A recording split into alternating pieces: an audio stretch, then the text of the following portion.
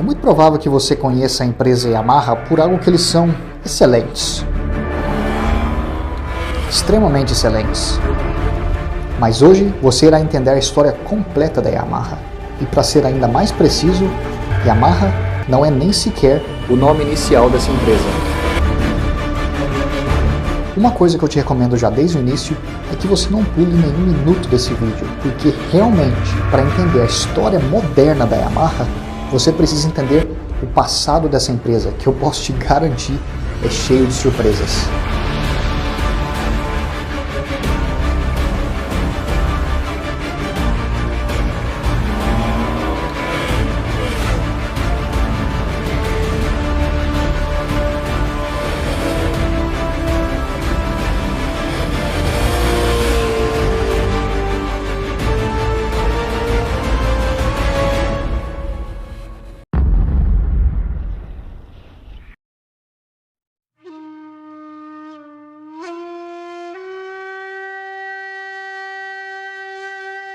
Para iniciar essa história, nós vamos ter que praticamente viajar no tempo aqui, mais de 100 anos atrás. E também recordar que por trás de cada empresa, cada invenção, cada conglomerado que nós temos hoje, se você procurar bem a fundo, o início é sempre através de um outro ser humano. Que nesse caso foi Torakusu Yamaha, nascido em 20 de maio de 1851, lá no Japão, na cidade de Wakayama. O pai de Torakusu era um astrônomo e isso o permitiu ter acesso a vários livros de astronomia. Por consequência, o que aconteceu com Torakusu? Ele acabou crescendo e ficando fascinado com tecnologia e maquinários. Sem ter que entrar em muitos detalhes, mais ou menos ali por volta dos final dos anos 1860 no Japão, o país estava passando por uma série de transformações internas, em termos de governo, educação, economia, cultura e por aí vai. Isso acabou se tornando como que uma oportunidade para o Torakusu, só que nessa época ele ainda estava muito novo para saber disso. Só que logo você vai entender por que isso virou uma vantagem para o Torakusu. Mas por agora nós vamos apenas acompanhar a trilha e escolhas que o Torakusu Yamaha fez na sua vida. Em 1871, com 20 anos de idade, o Torakusu decidiu ir estudar na cidade de Nagasaki. Ele queria aprender a profissão para se tornar um relojoeiro. Após ele ter adquirido um pouco de conhecimento, ou conhecimento suficiente para ser um relojoeiro, Torakusu ele montou a sua própria empresa para consertar relógios, só que ele acabou falindo porque não tinha dinheiro para conseguir realmente manter o negócio vivo. Passado alguns anos, quando o Torakusu já tinha até se tornado um mestre em produção de relógios, ele decidiu se mudar para a cidade de Osaka e ali ele começou a estudar equipamentos médicos. Em 1886, olha só já quanto tempo que passou aqui, já com 35 anos de idade, o Torakusu Yamaha foi para a cidade de Hamamatsu para tentar ali fazer uma carreira consertando equipamentos médicos. Essa foi uma escolha meio que ruim, porque infelizmente Hamamatsu era uma cidade bem pequena ali naquela época. Então ele não conseguia nem fazer o suficiente para se manter, não tinha como nem fazer o dinheiro suficiente para ficar vivo ali.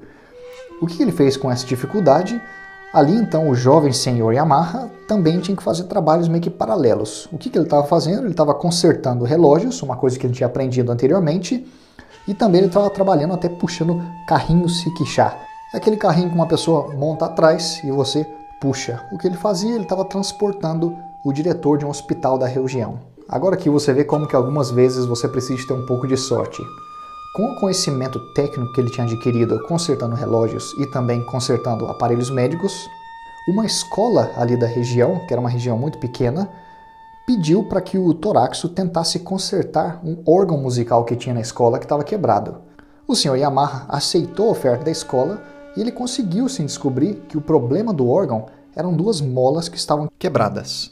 No final das contas, não só ele descobriu, mas ele também conseguiu consertar o órgão para a escola.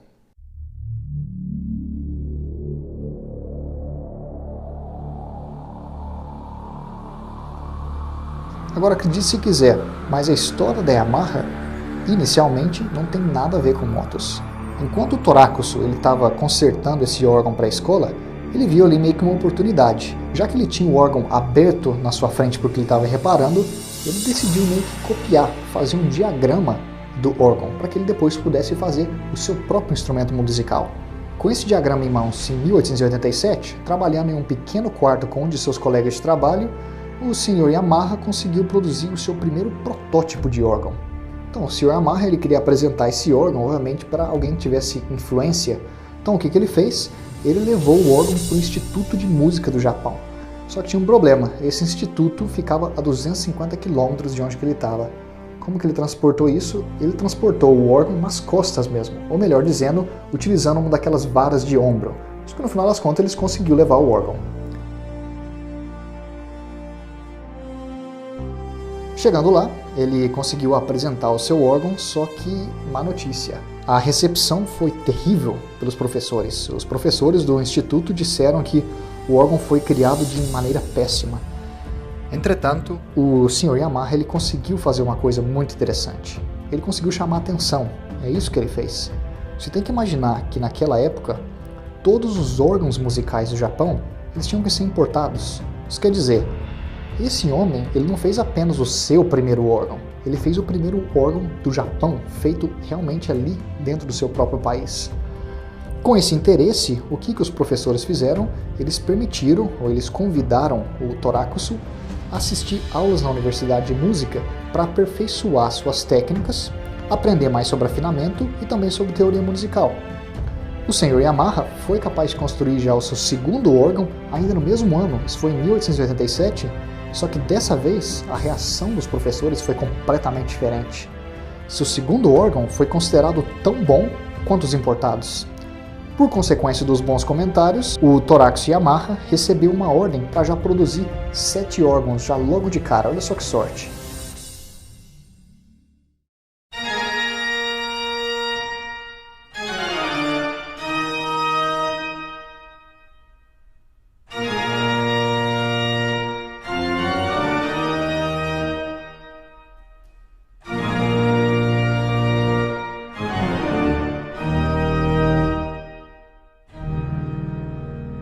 Você já deve ter visto instrumentos musicais com a marca Yamaha, ou até melhor dizendo, você já deve ter visto vários instrumentos da Yamaha.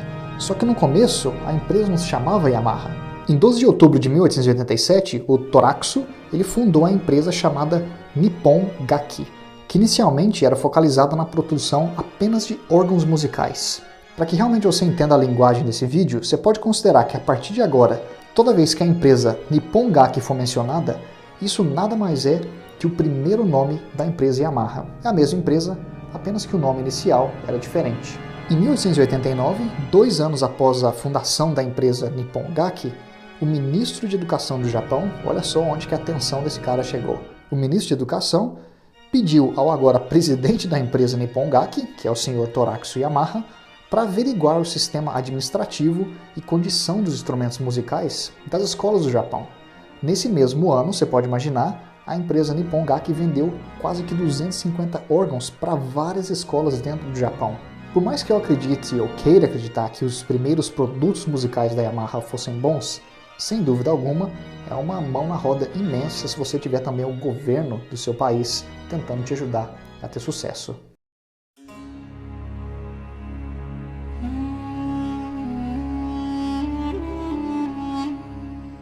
Existem 2 marcos históricos que tiveram um impacto enorme no desenvolvimento da empresa Nippon Gaki. O primeiro fator foi a Primeira Guerra Mundial, que durou entre os anos de 1914 e 1918. Esse período meio que serviu como uma oportunidade para a Nippon Gaki. Nessa Primeira Guerra, o Império do Japão fazia parte dos países aliados que acabaram vencendo a guerra.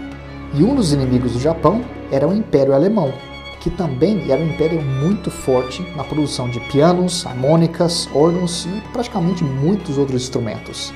A Nippon Gaki conseguiu lucrar muito com essa guerra pelo fato que eles conseguiram se expandir rapidamente dentro do mercado japonês, já que agora a competição contra os alemães era muito menor, obviamente por causa da guerra.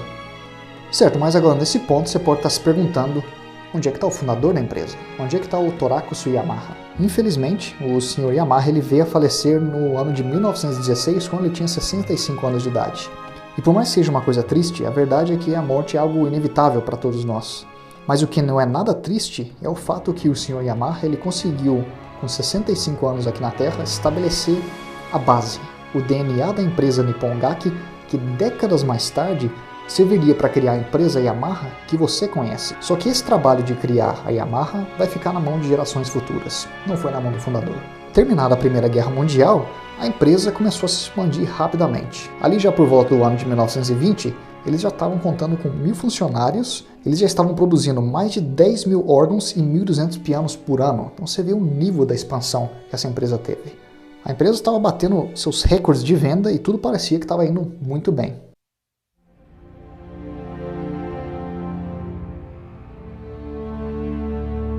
Junto com a economia da empresa em si, uma coisa que estava acontecendo é que a economia do Japão estava se desenvolvendo também. E qual que foi o efeito disso? A moeda do Japão, o ien, ficou muito mais forte. A consequência disso é que ficou agora muito mais difícil para a Nippon Gaki continuar exportando para outros países. Quer dizer, ficou difícil para os outros países comprarem do Japão porque a moeda deles ficou muito forte. Não só isso, a empresa também teve incêndios. Então, no ano de 1922, a empresa acabou perdendo 2 plantas. Uma dessas plantas era localizada na cidade de Nakazawa e a outra em Hamamatsu. Para fazer as coisas ainda mais difíceis, em 1923 o Japão sofreu um dos terremotos mais catastróficos da sua história, que foi chamado de o Grande Sismo de Kanto. Esse terremoto deixou mais de 1,9 milhões de pessoas feridas e desabrigadas e juntamente destruiu o escritório que a empresa Nippon Gaki tinha em Tóquio.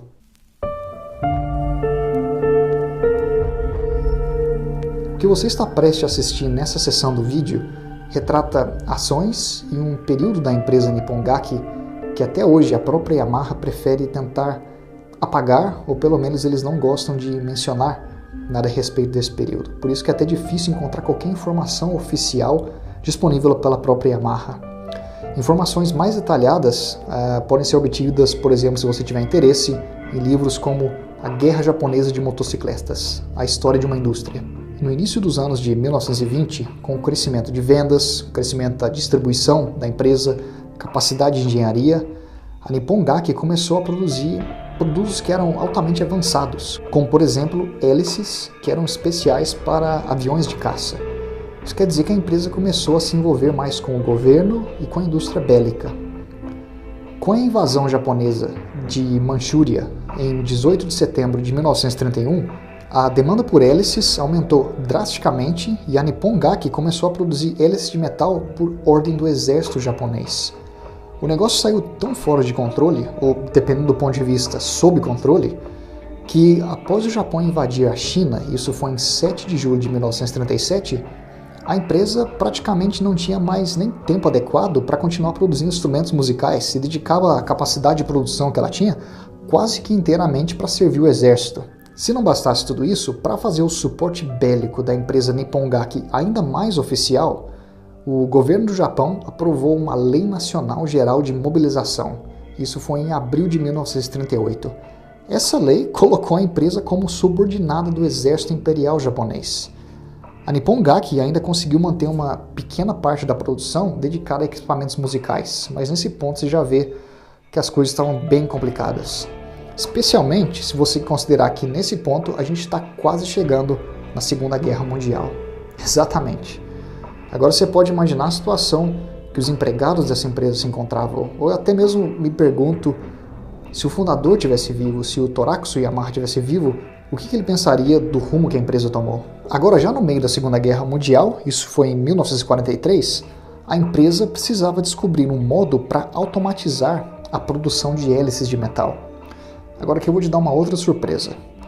O diretor da Nippon Gaki deu a instrução a um dos seus gerentes de materiais de ir pedir ajuda para um outro homem que estava fazendo bastante fama naquela época.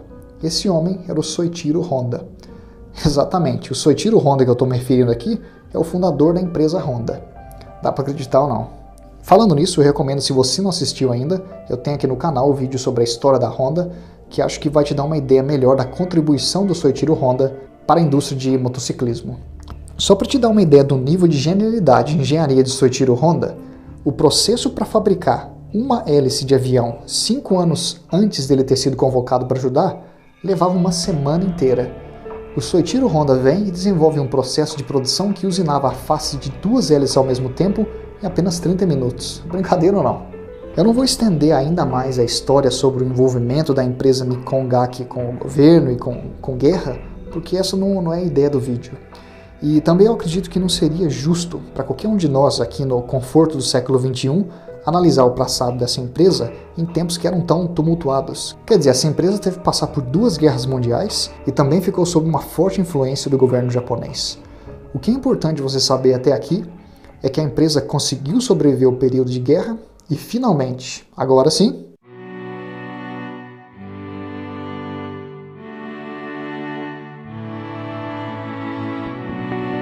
no início dos anos de 1950, com a Segunda Guerra Mundial já terminada, a empresa começou novamente a produzir instrumentos musicais. Só que você pode imaginar que em um período pós-guerra, não é que a demanda para órgãos e pianos era assim tão alta. Isso era uma coisa mais de luxo realmente depois de uma guerra. E eis que mais uma vez a empresa conta com uma ajudinha do Soichiro Honda. O Soichiro Honda em 1949, juntamente com muitas outras pessoas, ele viu a oportunidade para construir uma empresa de motos para atender a necessidade do Japão pós-guerra. Pois bem, esse aqui é um típico caso de novo quando o útil se une ao agradável.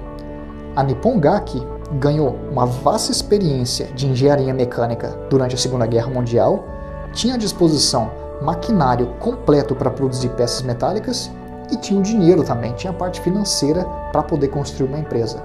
Após começar a observar o sucesso da Honda, começando ali em 1949, a Nippon Gaki coloca um time de engenheiros para começar a desenvolver um protótipo de moto em outubro de 1953.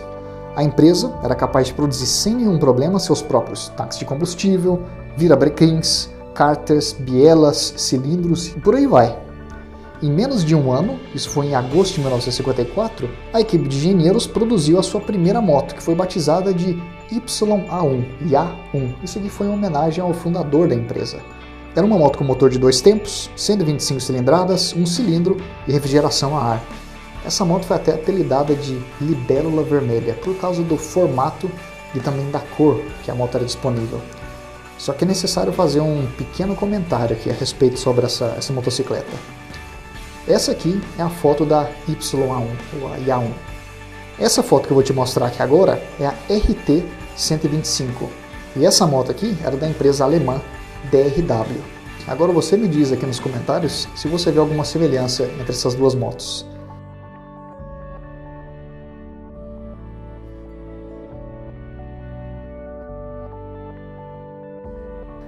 A YA1 foi criada através de uma engenharia reversa da versão alemã. Algumas pessoas vão dizer que é uma cópia pura, outras pessoas vão dizer que foi uma inspiração tomada do modelo alemão, mas não uma cópia. No meu caso aqui, eu quero apenas mostrar para vocês as 2 imagens e você pode fazer a sua própria decisão. Nesse ponto, você pode estar se perguntando, tá, mas onde é que está a Yamaha em tudo isso? Para realmente provar que as motos da Yamaha homenageiam as raízes musicais da empresa, você não precisa ir muito longe. Na verdade, basta você olhar para o logo da empresa. O logo da Yamaha é formado por um trio de diapasões. Para quem não conhece, o diapasão nada mais é que um instrumento para afinar instrumentos musicais. Esses 3 diapasões simbolizam os 3 pilares de negócios da Yamaha: tecnologia, produção e vendas. A primeira moto que eles fizeram, a YA1, ou Libélula Vermelha como era chamada na época, antes de começar a ser vendida, ela passou por uma série de testes por ali 10 mil quilômetros em condições extremas, para ter certeza que realmente ela poderia ser vendida para o público sem ocasionar nenhum problema técnico. Após uma série de testes e ter sido um teste satisfatório, o presidente da empresa, que era o senhor Genichi Kawakami, aprovou a produção com escala completa do modelo YA1. Em fevereiro de 1955, a moto começou a ser comercializada. A clientela gostou tanto da moto e o sucesso inicial foi tão bom que a empresa Nippon Gaki decidiu, finalmente, agora sim, criar a empresa Yamaha Motor Company. Então foi na data de 1º de julho de 1955 que a Yamaha que você conhece finalmente foi fundada. Isso quer dizer que a partir de agora, nesse ponto do vídeo, nós vamos focalizar nossa atenção puramente na Yamaha Motor Company, a Yamaha que produz motocicletas, e não mais na Yamaha que faz instrumentos musicais. A Nippon Gaki, que foi fundada pelo senhor Torakusu Yamaha em 1887, continuou a existir, em fato ela existe até hoje, só que o nome Nippon Gaki foi mudado para Yamaha Corporation no ano de 1987, que foi o marco exato de 100 anos de existência da empresa. E agora, para te dar uma ideia de quão sério que a Yamaha Motor Company foi já desde o início, no mesmo ano de fundação, a empresa já contava com 275 funcionários. E ela estava armada com 30 milhões de ienes em capital de estoque. A meta do diretor da empresa era realmente fazer a Yamaha uma líder de mercado. Era isso que ele queria e desde o início a mensagem foi clara para o mercado. E a estratégia deles era bem simples, assim como de muitas outras montadoras daquela época. Para se estabelecer no mercado, a Yamaha sabia que teria que ter um desempenho fantástico a nível de competição. E a resposta para eles era simples, era ter que participar de uma corrida naquele mesmo mês. Agora você pode imaginar, a empresa foi fundada, começa a produção e imediatamente já parte para uma corrida com seu primeiro modelo. Quer dizer, eles não queriam perder tempo mesmo. A corrida que eles decidiram participar era intitulada A Subida do Monte Fuji.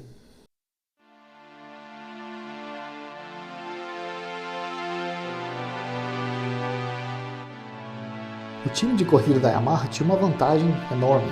Eles já contavam com um dinamômetro capaz de calcular o torque, velocidade rotacional e cavalos de potência. O diretor da empresa colocou uma pressão astrondosa nos engenheiros para que a moto batesse no mínimo ali 5 cavalos, mas ele queria que ficasse entre 5 e 10 cavalos de potência. Entretanto, tinha um problema. O dinamômetro da empresa Yamaha era localizado numa parte da produção que ficava muito quente durante o verão. E isso gera um efeito negativo na queima da mistura dentro do motor. Isso forçou os engenheiros da Yamaha a terem que trabalhar até meia-noite, quando o ar era mais frio, e isso contribuía para que o motor gerasse uma potência maior.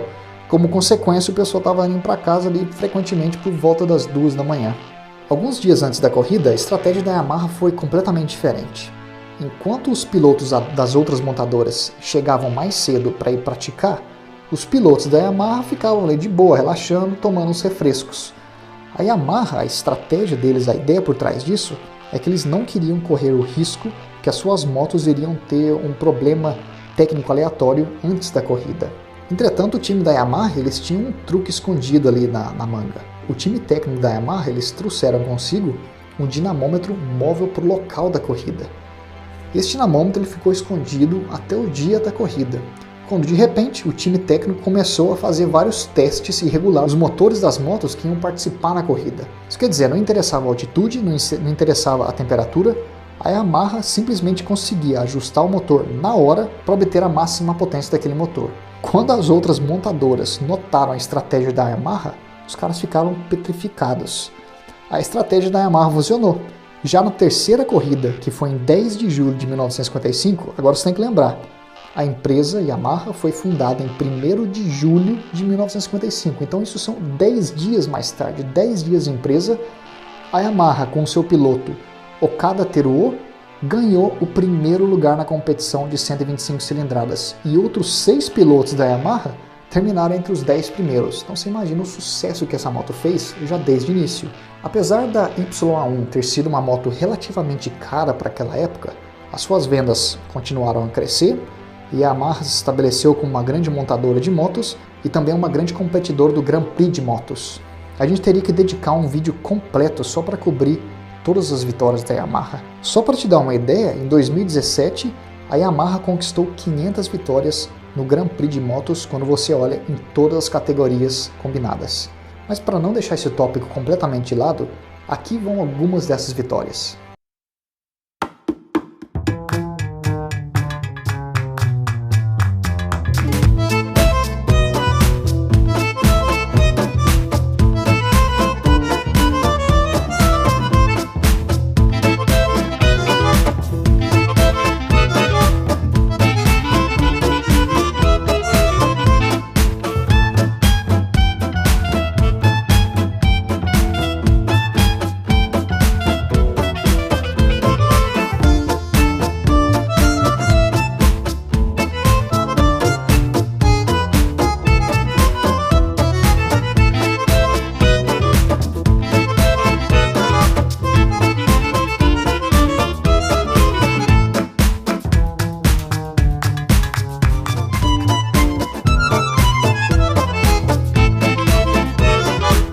Até mesmo se nós olharmos na categoria mais prêmio do Grand Prix, que é a categoria MotoGP, a Yamaha está constantemente brigando ou assumindo a primeira colocação.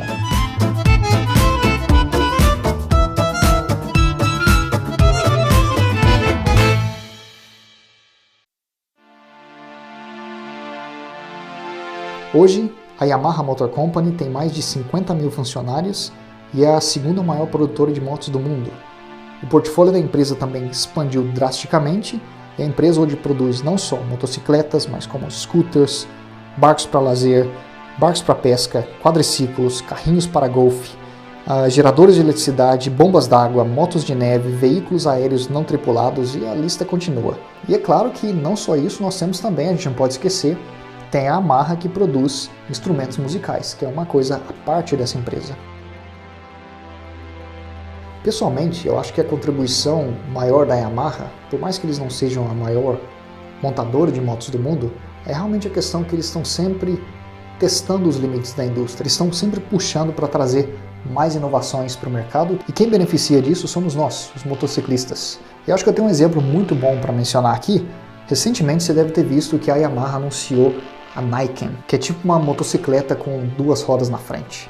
Eu entendo que para nós motociclistas, talvez nós olhemos para isso e a gente vai pensar, pô, isso aí não é uma motocicleta, isso é mais como um triciclo. Mas isso não é o ponto principal. O que a Yamaha está fazendo aqui, testando, vendo o que funciona, o que não funciona, trazendo novas tecnologias para o mercado. Isso sim é o que vai continuar puxando as empresas, a competição para frente. Por mais que você não goste da ideia da Niken, é algo que exemplifica o que a Yamaha, na minha opinião, está trazendo para o mercado. Inovação. A gente está chegando no final desse vídeo e nesse ponto eu tenho 3 perguntas ou recomendações para te fazer. Primeiramente, o que você achou da história da Yamaha? Qual que é a sua opinião sobre as motos da Yamaha e qual que é a sua opinião agora de ter escutado um pouco sobre a história dessa empresa? Deixa aqui nos comentários o que você achou. Muito curioso de saber, porque muitos de vocês pediram para que eu produzisse esse vídeo. Segundo, como eu já disse, esse vídeo foi criado baseado na escolha dos inscritos aqui do canal. A primeira montadora de motos que cobri aqui foi a Honda. Agora nós temos a Yamaha. E se você tem interesse em ver mais histórias sobre montadoras, deixa aqui a sua sugestão.